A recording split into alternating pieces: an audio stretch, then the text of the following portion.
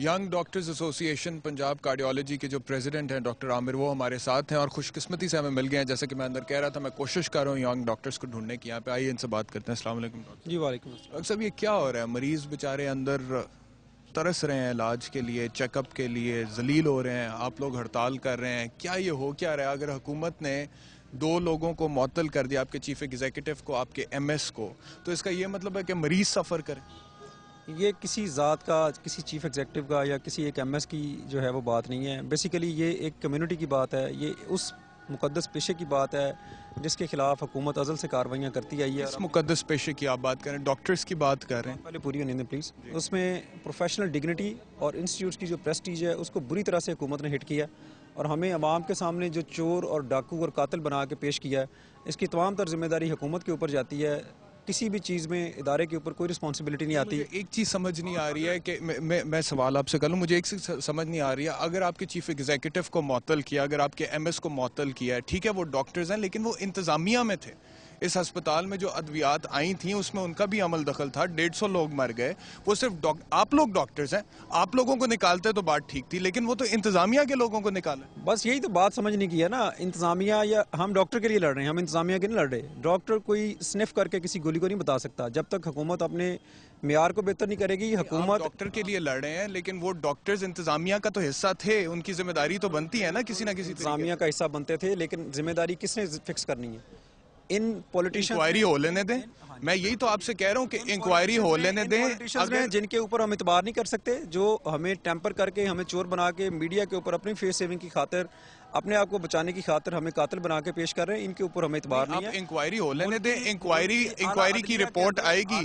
اگر chief executive آپ کے اور ایم ایس آپ کے بے گناہ ہوں گے وہ بحال ہو جائیں گے. ان دا مین وائل یہاں پہ لوگ کتنے مر جائیں گے آپ لوگ ہڑتال پہ؟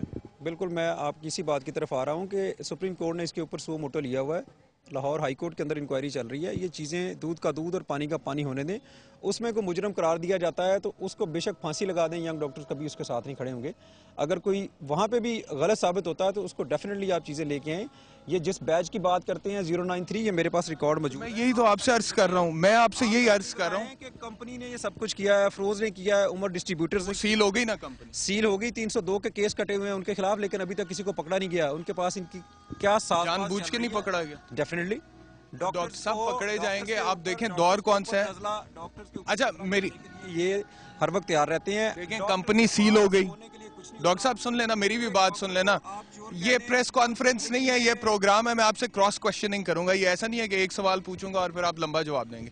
آپ کمپنی جس نے غلط ادویات بنائی وہ سیل ہو گئی, مالکان کے اوپر پرچے ہو گئے, ٹھیک ہے. اب کاروائی چل رہی ہے. یہاں پہ بھی انکوائری کے طور پہ انتظامیہ کے 2 بندوں کو معطل کر دیا. اگر وہ بے گناہ ہوں گے وہ بحال ہو جائیں گے. ان دا مین وائل آپ نے پورے کے پورے لاہور کے اسپتالوں کو جیم کر دیا ہے.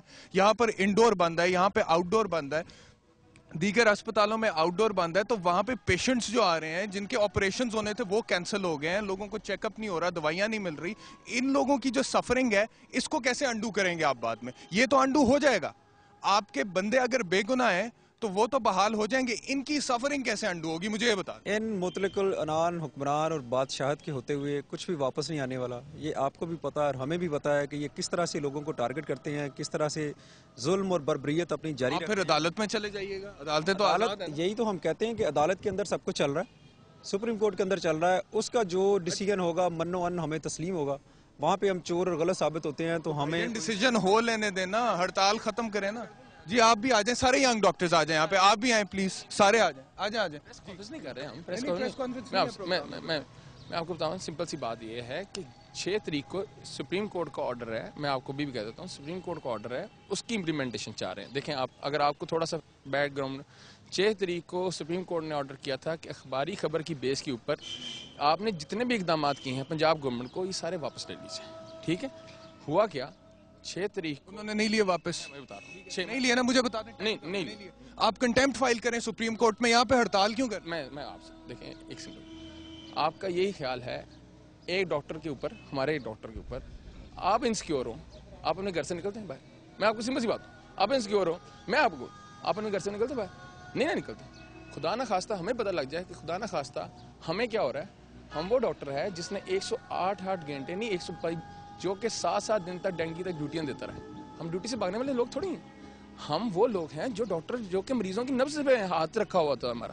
ہم وہ لوگ ہیں جن کا اڑنا بچھانا مریض دیکھنا ہے. گورنمنٹ اپنی تمام تر کوتاہیاں چھپانے کے لیے اپنی معیاری ادویات نہیں دیتے ہیں, سستی ترین دوائیاں دیتے ہیں. میں اب